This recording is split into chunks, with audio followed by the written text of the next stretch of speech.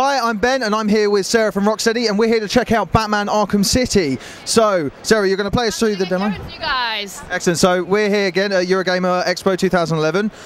So, Batman Arkham City is obviously the sequel to Batman Arkham Asylum. What can you tell gamers about sort of a brief overview of the storyline of Arkham City? So, at the end of Arkham Asylum, you're going to remember that Quincy Sharp, the warden of Arkham Asylum, had been unconscious the whole way through, but he took all the glory. Even though Batman saved the day, Quincy took the glory. So now he's mayor of Gotham, and what he's done is closed off part of Gotham City, put all the most dangerous inmates from Arkham Asylum and Blackgate Prison in there, and that's oversaw by Hugo Strange, who is a warden of Arkham City, and he knows Batman's ultimate secret. So there were a lot of sort of really popular villains, obviously, in Arkham Asylum. You know, you had Joker and Harley, you had Killer Croc. What villains can players expect for Batman Arkham City? So we've got Two-Face, we've got Penguin, we've got Mr. Freeze, we've got Zaz, we've got Calendar Man, we've got, oh my lord, we've got Riddler, we've got Joker, we've got Harley Quinn. Who have I? Deadshot, we've got Deadshot. So we're here basically looking at the Catwoman. Some of the Catwoman combat right now.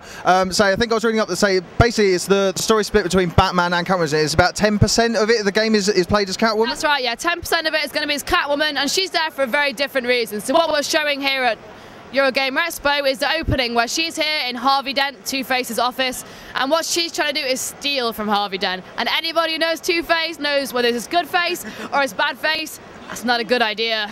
Exactly. So we know Batman's got some fantastic gadgets at hand. You know, we've seen some of them in Arkham Asylum. What kind of stuff can we expect for Catwoman? So Catwoman has got her own very unique gadgets, her own very unique combat style. She's got a whip, which does her stunning. She's got boulders, which she can throw on the floor and going to trip people over. And she's got caltrops. So she's got a whole kind of great variety of gadgets that are very unique to her style. We'll say because one of the really great things that I loved about Arkham Asylum was the very kind of free-flowing combat that was going on, and that looks like it's carried over with Arkham City as well. Is Catwoman the same? Has she kind of got her own fighting style, sort of that differs? Absolutely, she has the same free-flow core combat, which of course has been upgraded for Arkham City. So we've got twice the animations. You can now do double counters and triple counters. But she's going to feel a little bit sexier and a little bit quicker because essentially she's an agile woman dressed only in skin-tight leather. So of course she's going to play very differently. Excellent. So we're just about to start here at Batman. We've got sort of a bit of an overview there of some of the gadgets that he's got on offer. So what's the one that you're using right now? So I'm using a cryptographic sequencer, which you remember is a broadcast analyzer from Arkham Asylum. So we've upgraded it now, so you can use it in puzzles, you can use it here to hack into frequencies, to get clues on what's going on in Arkham City. So all the gadgets, they're there again, they're familiar, but they've got brand new exciting ways you can use them. Excellent. So one of the things that was also really great about Arkham Asylum was the Riddler and the kind of different Riddler puzzles. I know in some of the previous coverage that we looked at of Arkham City, the Riddler puzzles have exploded. Literally, they're so much bigger and they're so much better. What can players expect from the new Riddler puzzles for Arkham City? So the Riddler knows if it came to a fist fight, he ain't got a chance against Batman. So the only way he can get to Batman is to force him to play by his own game. So he's taken hostages all over Arkham City, and Batman has to go in there, use his bat wit, his bat gadgets, his bat power, to solve these rooms to save each hostage. And as you progress through the game, you're going to unlock more, and they are really tough rooms. They are definitely a challenge in every sense of the word. Yeah, so I saw one of the preview rooms I saw had like electro flooring, and there was some saws going on. It did remind me very much of kind of Saw and that kind of environment. Yeah. So I believe, am I right in saying that there was a decision there was going to be no Batmobile in this game? Yeah. Yeah. So is that because we've just seen some of the Dark Knight cruising around the city? Yeah. Has that kind of been optimised with that in mind? Is that one of the reasons you wanted people to kind of see an oversight of everything that Gotham has to offer? Yeah. So if you put a Batmobile in a game, it becomes a driving game as well, and that's always a very difficult thing to do. But you are Batman.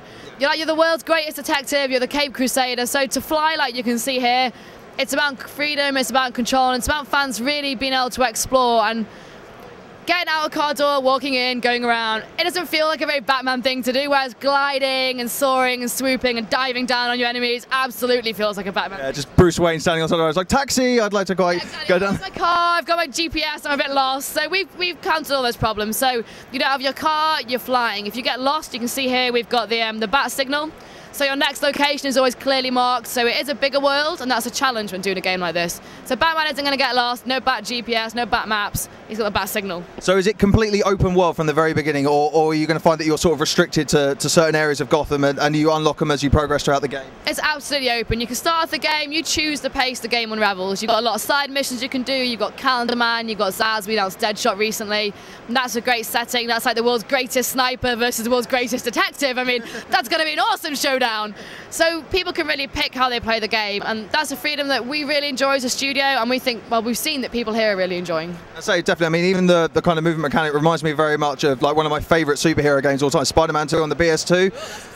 And the kind of web swinging around the city, and just from what I'm looking at here, it's kind of got a very similar kind of feel. So you've just done what looks like a takedown attack on sort of a group of thugs. So I hate this game. I love it. He's got the same combat you remember. You can see here, but the thugs are going to feel a little bit tougher, and you can really mix it up. I mean, this is a special combo takedown I've just done, and with being able to glide, you've got aerial attacks. You're going to have a whole range of ways you can really take it to the enemy now. So what can people at Eurogamer Expo sort of expect from the small clip of demo that they've got here today? So they're going to get to fly, they're going to get to glide, they're going to get to break some skulls as Batman, they're going to get to have some sexy fun time as Catwoman. I mean, the experience they're going to have here is a snippet of what we have in the main game. It's an enclosed space. We've closed off the demo a little bit for the purpose, but when they get the game, they're going to do this and go, wow, I didn't realise I could go down this street.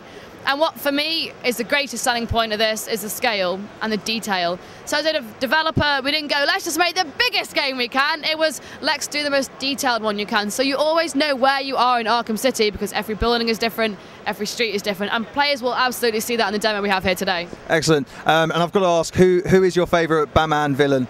Oh, it's a tough one. Can I say Batman? I'd argue that Batman is his own greatest enemy. That's a fairly fair comment. Okay, so when can people expect to pick up Batman Arkham City? So 21st of October on Xbox 360 and PS3. Sweet.